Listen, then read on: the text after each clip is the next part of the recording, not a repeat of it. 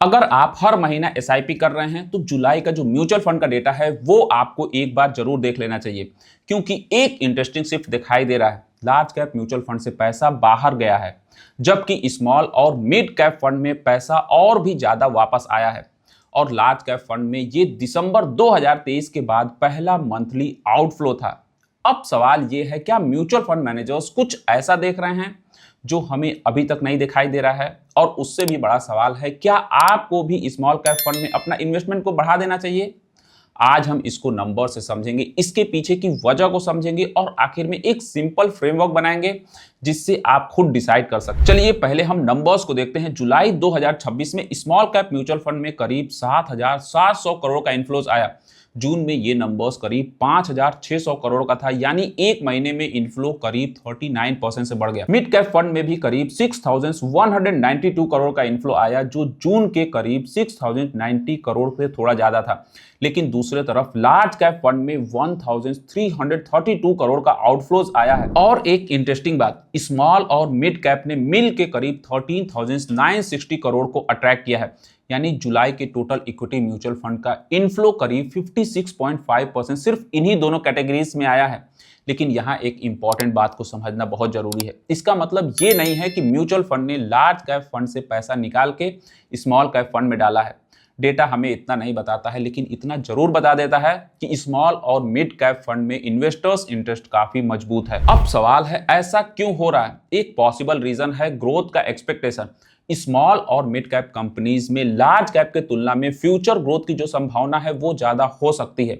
और पिछले कुछ महीनों में इस सेगमेंट ने स्ट्रॉन्ग ग्रोथ रिकवरी भी दिखाई है। मार्च और अप्रैल के लो से जुलाई तक स्मॉल कैप इंडेक्स ने करीब 32% का रिटर्न दिया है और मिड कैप इंडेक्स ने 22% का रिटर्न दिया है। इसी पीरियड में निफ्टी करीब 10% ऊपर था। तो एक तरफ परफॉर्मेंस स्ट्रॉन्ग है, दूसरी तरफ फ्रेश मनी भी आ रहा है।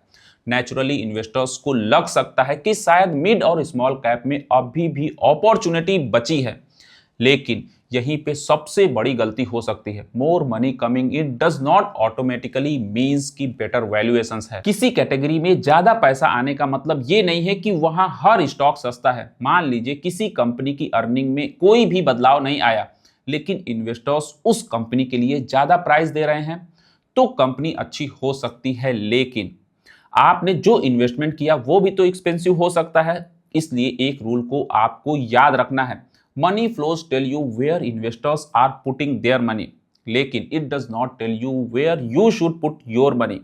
और स्मॉल कैप में ये डिस्टिंक्शंस और भी ज्यादा इंपॉर्टेंट होते हैं, क्योंकि यहाँ आपको ग्रोथ पोटेंशियल के साथ वॉलेटिलिटी भी ज्यादा हो सकती है। इसका एक अच्छा एग्जांपल हमें 2023 में देखने को मिला था। सितंबर 2023 में स्मॉल और मिड कैप के स्टॉक्स में काफी ज्यादा एंथुसियाज्म था, लेकिन 12 सितंबर को अचानक बड़ा सेल ऑफ आया। उस दिन निफ्टी स्मॉल कैप 100 करीब 4% से गिर गया और निफ्टी मिड कैप 100 करीब 3% से गिर गया।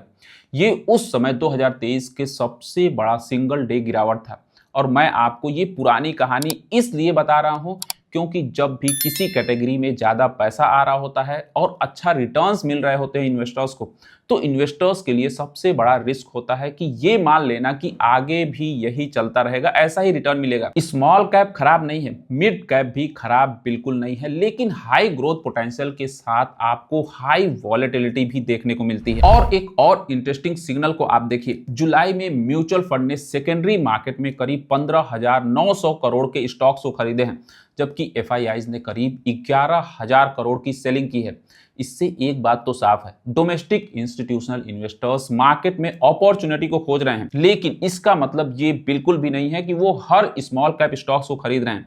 फंड मैनेजर्स इंडिविजुअल कंपनीज को एनालाइज करते हैं, उनके बिजनेस की क्वालिटी देखते हैं, अर्निंग को चेक करते हैं, वैल्यूएशंस को देखते हैं, मैनेजमेंट को देखते हैं, फिर उस कंपनी के फ्यूचर ग्रोथ के बारे में भी सोचते हैं, फिर उसमें जाके पोजीशंस बनाते हैं। इसलिए अगर कोई भी म्यूचुअल फंड किसी भी स्मॉल कैप स्टॉक्स को खरीद रहा है, तो सिर्फ ये देख के कि म्यूचुअल फंड ने खरीद लिया है, मैं भी उस स्टॉक्स को खरीद लेता हूं, ये इन्वेस्टमेंट स्ट्रैटेजी बिल्कुल गलत है। देखिए, ये वीडियो केवल एजुकेशन पर्पस के लिए, कोई भी बाय और सेल रिकमेंडेशन नहीं है। तो अब आते हैं सबसे इंपॉर्टेंट सवाल पे, इस डेटा का आपके लिए क्या मतलब है? मैं 3 चीज को देखता हूं। सबसे पहला है योर एग्जिस्टिंग पोर्टफोलियो।